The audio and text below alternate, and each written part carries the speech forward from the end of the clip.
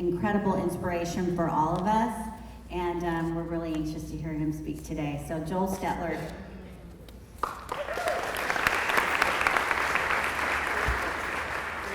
All right. Gosh, I'm so excited to be here today. You're going to hear, I've got kind of a history with Art of Life. I'm going to talk a little bit about. I'm going to back it up a little bit. My high school band director, Mr. Gifford, he said, if you can't keep the pace, we're all going to lose our way. And I'm going to admit to you, he was really annoyed when he said it to us. I was a freshman snare drum player, and I had just joined the drum line. And our drum line was rushing over and over again at this one really climactic part of our halftime show. And I still contend that it was his fault for making us do a Les Miserables themed halftime show. Yeah, like, you know, Les Miserables is the Broadway show about the French Revolution. It's amazing. I love Les Miserables. But as a theater goer, not as a drumline kid who just got his spot on a real high school drumline, I was excited, go march in some parades, go to some football games, say cool stuff like halftime is game time, But Les Miserables.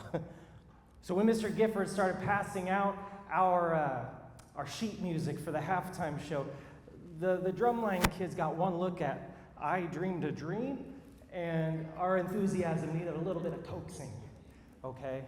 We're out there on the half court. I'm a sports guy. We're on the 50-yard line, and we're like Animal from the Muppets, standing there like wanting to break our chains, start our own French Revolution before we got to play Master of the House. So we would rush.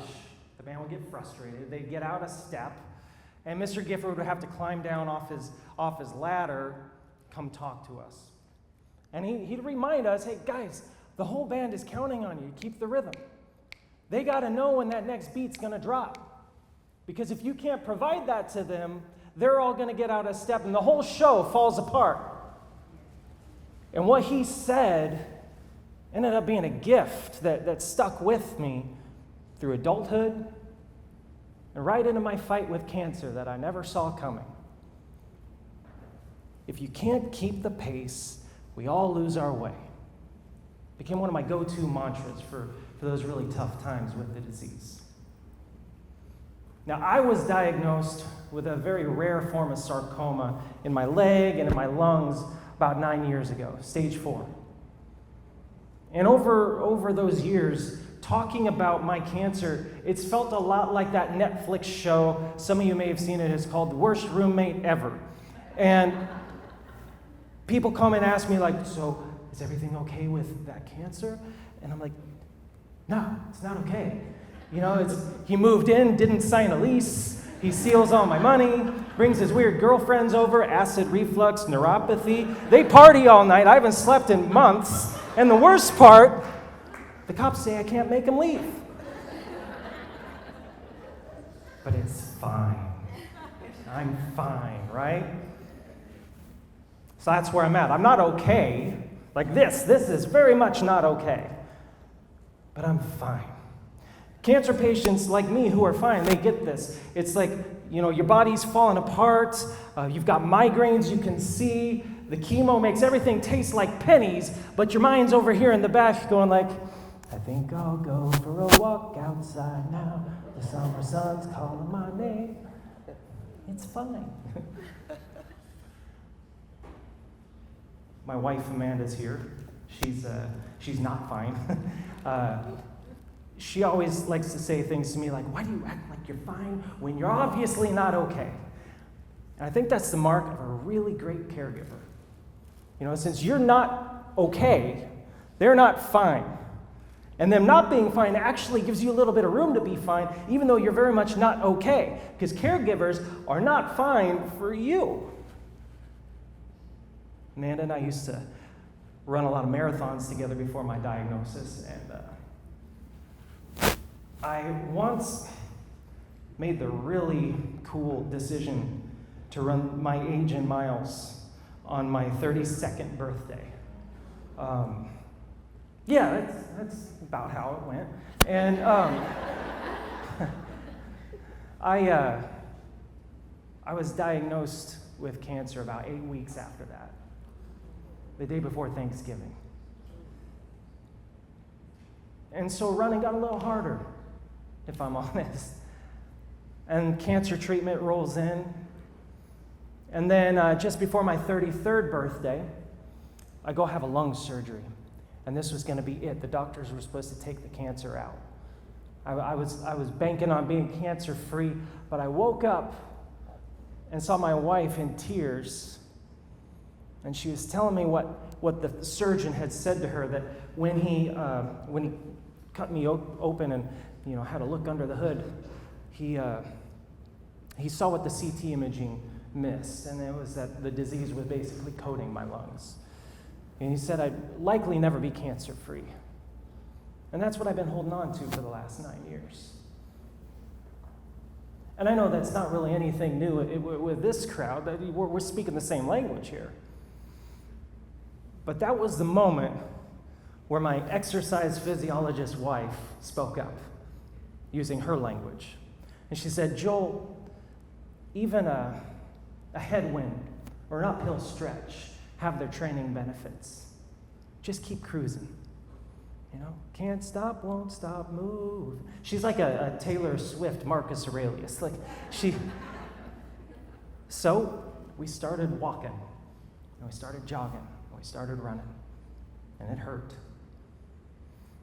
And about that time, my oncologist slips us a flyer for an upcoming event. It was a 5K put on by the Sarcoma Foundation, and it was called the Race to Cure Sarcoma. And it was going to be there in Denver on my birthday. And I don't have to point out how special that is. I mean, imagine being told, you've got this incredibly rare cancer, it's inoperable, there's no cure yet, and we can't operate on it, we can't treat it, you're going to be on all these drugs meant for other cancers, but there's a special event coming up where you are going to be surrounded by people just like you. It felt so special. And to make it even more serendipitous, we're going to be running this race right on the same route as my 32 miles from a year prior, the last big run I'd done before cancer changed everything.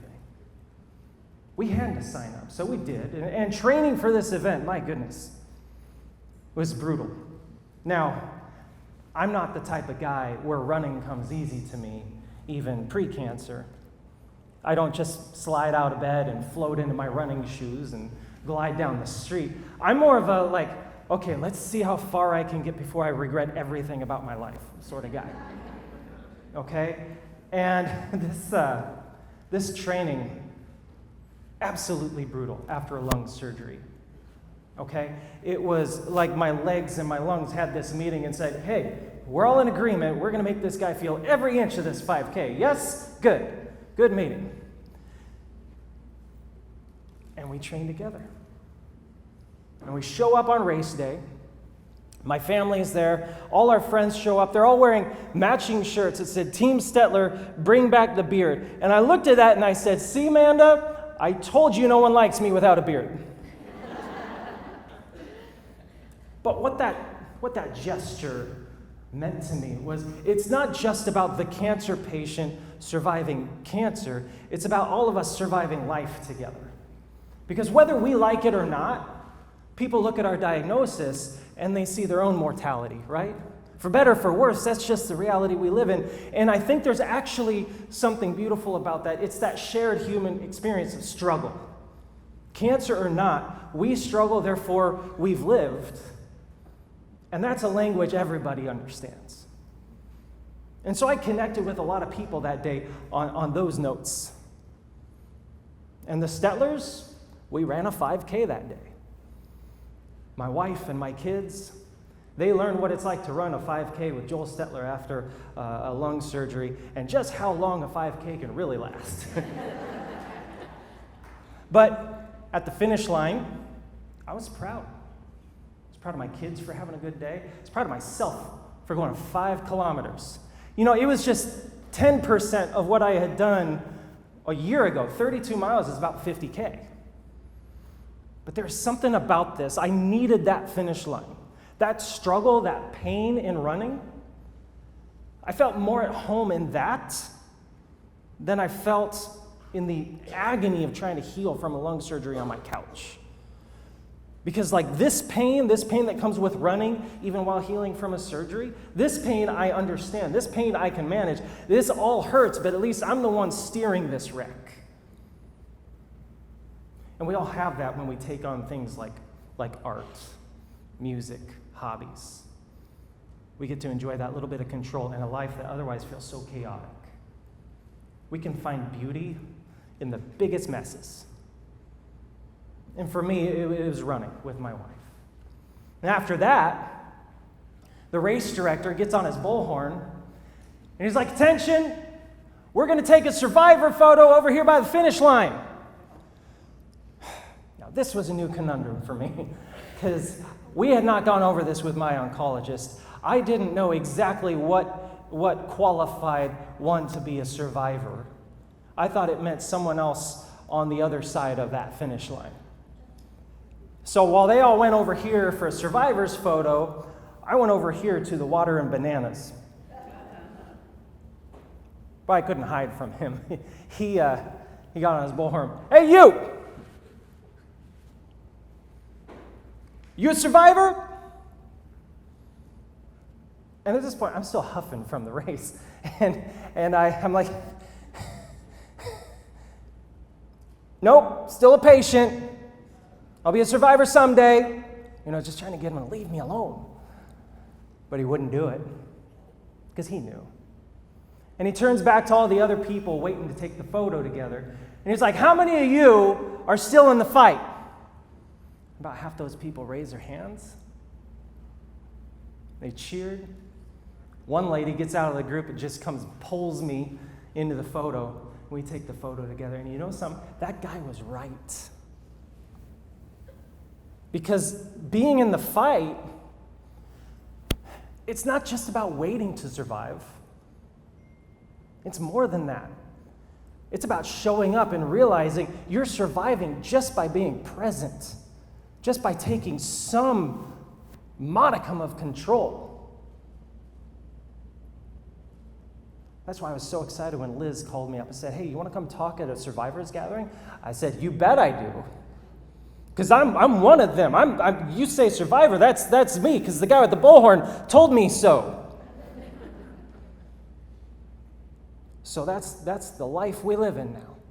We're survivors at the survivor gathering. I mean, this is the race photo right here. This is the survivors photo. It's like you're all the same people that were there. So Amanda and I walked away from that with our heads high. You know, forget what the surgeon said. We have some control over this, so we kept running some more and more. I was able to run further and further with Amanda, and that is where the Art of Life Cancer Foundation comes into our story. Because my oncologist in Denver, we lived in Denver at the time, but we had left Fresno years ago. And we always wanted to come back. Because that's where we got married. We started our family there. It was home. And he said to us, "Man, I really feel like you guys would be better off on the West Coast because you're closer to all the latest research in sarcoma. All the best research is out there." And we said, we should go to Fresno. So I hopped on a plane for a job interview with Clovis Unified. That's where I work. I teach 3rd grade, which is why I'm tired. But I thought, you know, while I'm here, just for old time's sake, I'm going to go over to Woodward Park. Little run. Because see, Amanda and I, before we even had kids, we were in Woodward Park almost daily. We had started and finished hundreds of training runs for dozens of races right there at the Eaton Trailhead in Woodward Park. So I said, I'm going to go back to our running home, kind of pay homage to that. So I get out of my rental car from the airport, look at the Eaton Trailhead, and lo and behold, I mean, gosh, Amanda and I, we had been gone from Fresno only for like 3 or 4 years, but while we were gone, you people got busy. built the most beautiful healing garden. I had never even heard of a healing garden. What's a healing garden? It's that, if you haven't been there, that's a healing garden. All the tiles, the art, the topiaries, the landscaping. I couldn't believe it. I got on the phone with Amanda right away. I was like, you're not going to believe what I'm looking at. I think the universe wants us back in Fresno. I did the interview. Obviously, that worked out. We came back to Fresno, and right away, we were back in Woodward Park in the healing garden, stopping and finishing our training runs for all sorts of races, starting with the Two Cities Marathon, then San Francisco, then New York City, then Los Angeles, and then during COVID, Amanda even trained me to run, again, my age in miles, because I don't learn a lesson. This time for my 37th birthday, 4 years after my diagnosis. You know what I found out? It's a terrible habit. The numbers just keep getting bigger. 37 miles, starting and finishing in the Art of Life Healing Garden.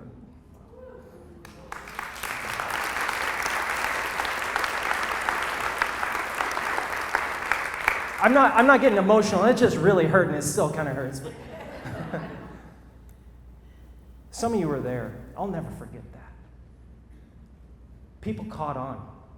And I don't think it had a lot to do with some guy going on a run when we all been cooped up in our houses for 2 years.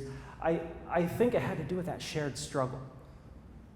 You know, it's like I was singing a song that all these people knew the words to.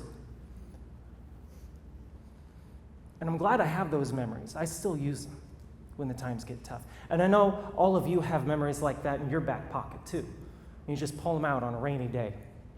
Because for me, cancer caught up. Or treatment, or probably a combination of both. But nowadays, my lungs feel more like something that I bought on a whim at IKEA. Like made out of wood, always on the verge of collapse. Breathing and running, they don't mix for me anymore. But Amanda, she knows me, she knows people, and she knows people need to have a rhythm to keep pushing through. And the rhythm actually does something incredible for us. I mentioned Marcus Aurelius earlier. He was a Roman emperor. And his daily journals were found and compiled into what's known as Meditations by Marcus Aurelius, his private journals. And in his meditations, he said, whenever you are obliged by circumstances to be in a way troubled, quickly return to yourself and do not, more than you are obliged, fall out of step. For you'll be more master of the measure by continually returning to it. So, okay, that is Marcus Aurelius, Emperor of Rome, telling us, well, actually not telling us, this was his private thoughts. We're kind of eavesdropping here. But he's saying, if you can't keep the pace, we all lose our way. Now, Marcus Aurelius, I don't think he was a drummer. He's probably busy with his empire or something. But he understood rhythm. And he understood that rhythm is more than just keeping time, marking time, left, right, left, right. Rhythm is about finding your way through the chaos of life and finding your way back home to yourself, beyond all the noise. Rhythm has this way of connecting and bridging the parts of our brain that control every corner of our being, so that we can find our way through the chaos and find light at the end. So, rhythm does this really interesting thing where it connects the part of our brain that controls motion with the part that controls emotion. That's why you've never seen somebody dance and complain at the same time. I've never seen it. That's because when you're in the rhythm, when you got the beat going, you're focused. You're zeroed in on the thing that matters to you in that moment. Everything else fades away because you are present. But rhythm doesn't just help you focus. Rhythm's also there to do the opposite. Rhythm can also help distract you from the pain, distract you from what ails you. Athletes know this. Cancer patients have figured this out. Research has shown that rhythmic movement and rhythmic breathing reduce the stress from emotional and physical discomfort. It's why I was able to get along with my friends while we were running on that 37-mile run. Or that's why Amanda and I still speak to each other after we finish a marathon together. It's because we zero in on that rhythm. And you can find your purpose, and you can find your humanity, and you can find yourself when you're zeroed into some kind of a rhythm. And rhythm does this beautiful thing where it shows itself to you in the most unlikely places. For me, it even showed up in chemo. My chemo cycles gave me a rhythm that I was able to rely on. For me, it's like this. Wednesdays were chemo days. I'd go sit in the chair, I'd get my medicine, and so therefore Wednesday, Thursday, Friday, I was just a puddle on the couch, right? Saturday would come around. Saturday was the day the sun would come up, the birds would be singing. I'd go outside, I could smell again, I could taste again. I was like Buddy the Elf, like, hello world, what's your favorite color? And then Sunday, Monday, Tuesday, I'd be all productive, just knocking out work tasks, going to the zoo with wife and kids, going on runs with Amanda, because we knew Wednesday was coming. Week after week. What a drag, right? But even though it was a drag, that rhythm helped us roll with the punches.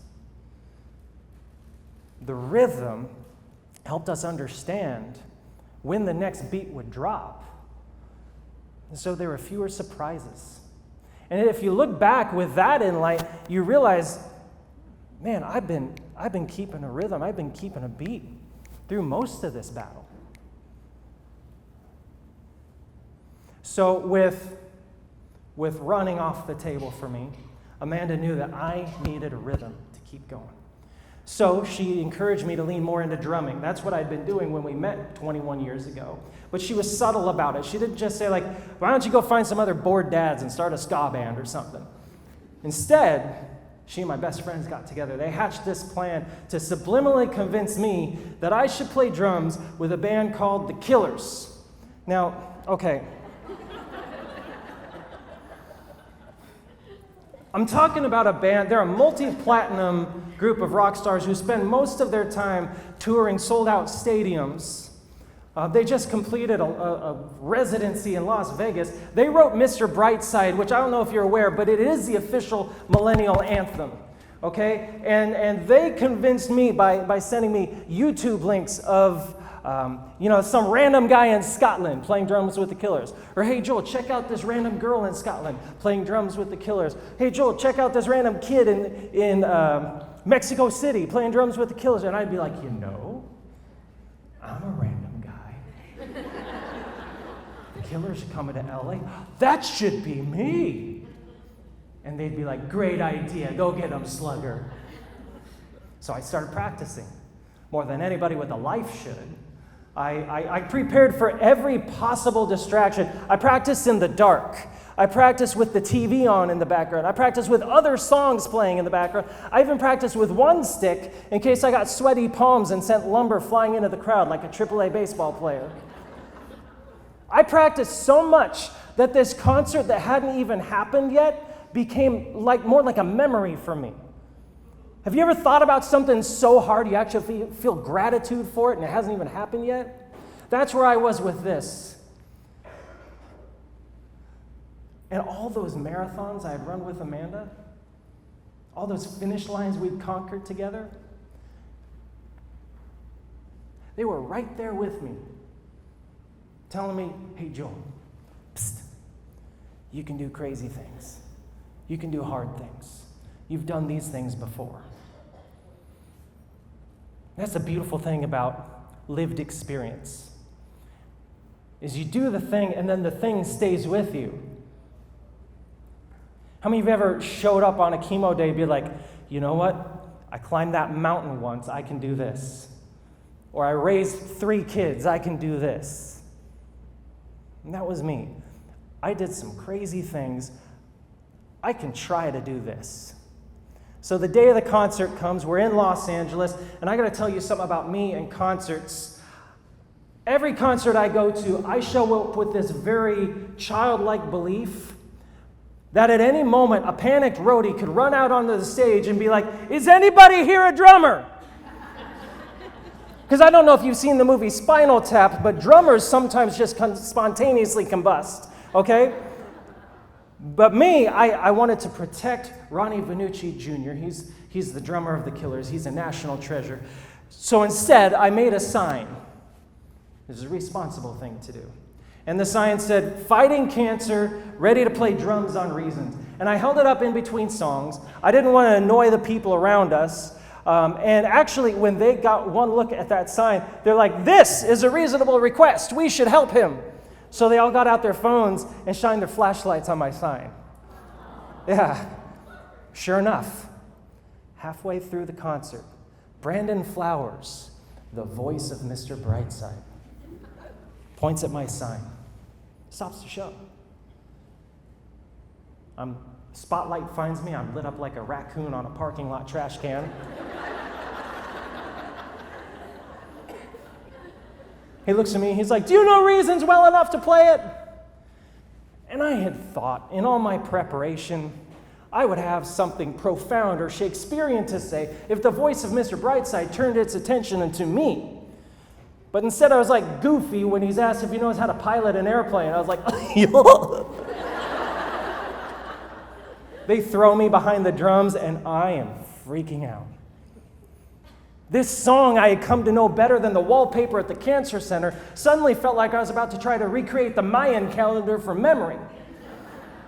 Brandon Flowers comes back to the drums. He asked me my name to my face. And I'm like, "What's my name? What's your name? What's in a name?" There's a Shakespeare, by the way. And as he kicks off the song, I look out and I see my wife, and I can feel my rhythm again. And I'm thinking all those marathons, all those finish lines, saying, "You can do it, Stetler." And the song goes off without a hitch. No flying drumsticks, no getting booed off the stage. I even got a smile from their guitarist, which for some reason felt like I got my daughter's cat to like me or something.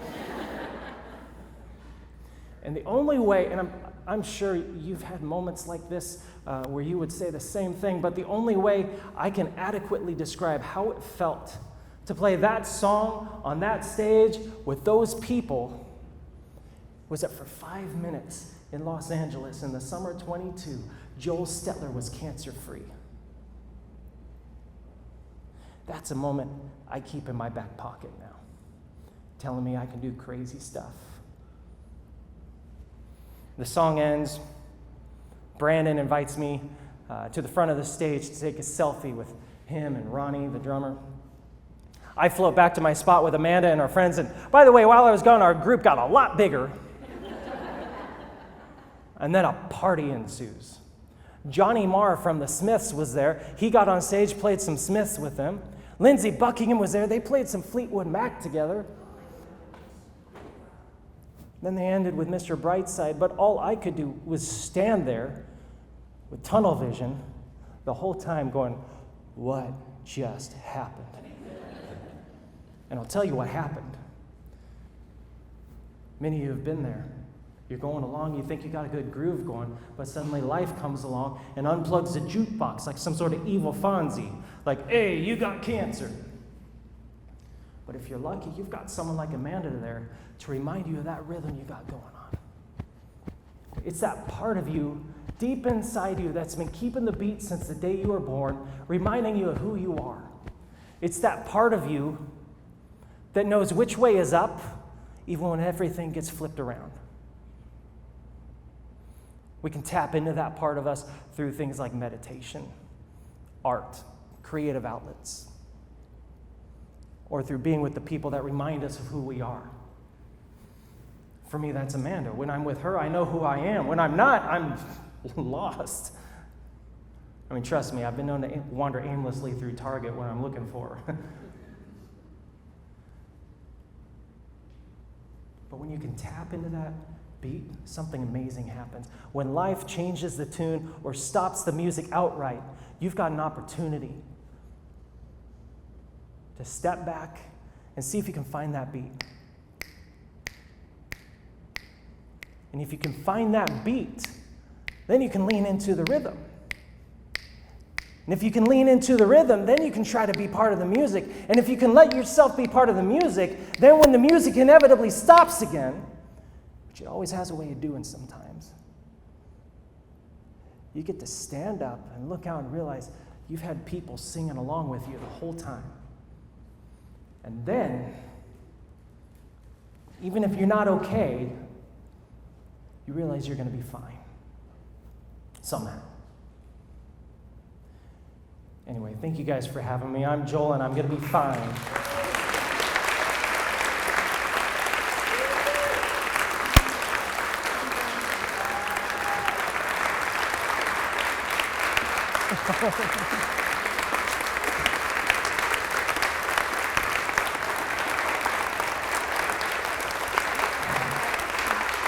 Thank you. Thank you. That was wonderful. Thank you.